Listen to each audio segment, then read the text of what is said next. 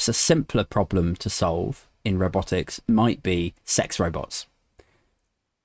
How close are we, Akshay, to having some sort of credible fuck body? I've been with my girlfriend for 9 years, I think. So, you know, things are good now, but, you know, a lifetime is a long time. I don't know. I might be into sex robots in the next 5 years. So, how is that looking? What's the status quo of sex robots? I wouldn't know. I'm married. I know. I'm not asking about your home life. I'm just saying professionally, uh, you know. uh, how far are we? I don't know, man. I mean, it's it's domain specific. I'm just kidding. Do you think do you think the software engineers that work on sex robots, do you think like when they went through their computer science degrees and they did all their interning at Google and all that shit, they were thinking like, oh, I'm going to work on like medical technology. I'm going to like save lives. I'm going to put a man on the moon or like robots on the moon. And now like they wake up on some fucking cold April morning and their wife's like, what are you doing today? And they're like, I'm going to try and perfect that robot vagina. Yeah, yeah. I'm working on position number 13 from the Kama Sutra. Yeah. Yeah, you have to Yeah, update like I'm. beta updates of the like Kama Sutra portfolio and shit. Yeah, yeah. It's a point one upgrade from the previous one. Yeah. Yeah, I'm not. I'm not honestly not very familiar with the sex robot industry and where it's gonna go. But I mean, if it works for some people, it works for some people. I mean, maybe it'll take away jobs in that sense as well from some people. I don't know. Maybe. I mean, I saw a tweet last year when everything was going into lockdown, I think in Los Angeles, and this comedian called Christina P put a tweet up saying, look, however bad things get, just remember that as long as you've got a warm butthole, you've got a way to make some money. But in the new world of like sex robots, maybe that's not true. I mean, But that's a feature request, yes, right? Why not? Why can't a sex robot have a warm butthole? yeah, If that's a preference, then yeah, it's just another make a pull request and it'll get reviewed and it'll get onto the machine. yeah. It'll go through product and it'll work its way Yeah. down onto the trellis board. I mean, I'm not saying like I'm into like bum holes particularly, but I'm just saying if I was into bum holes, I'd probably not want it to be cold. It should be warm, I think. I, that's a pretty fair point. I would like to agree with you. Yeah. Yes.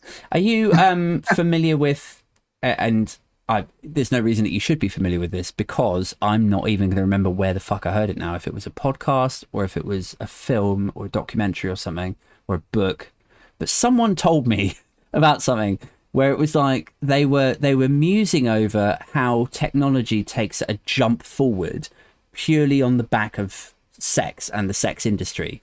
And they were saying it happened with the internet. One of the reasons the internet was so successful and boomed was because people were drawn to it because they could just get porn like this, like ping. Like before they had to go to the newsagent and buy some grotty like jazz mag. And now it's just there on the computer and they could do it in the, you know, they have the privacy of the study or the bedroom or whatever and have a quick look. And so that's why the internet got so popular. And the same with VHS. Like people loved VHS when it first came out because then they could rent dirty movies and watch them in the home. And so it exploded.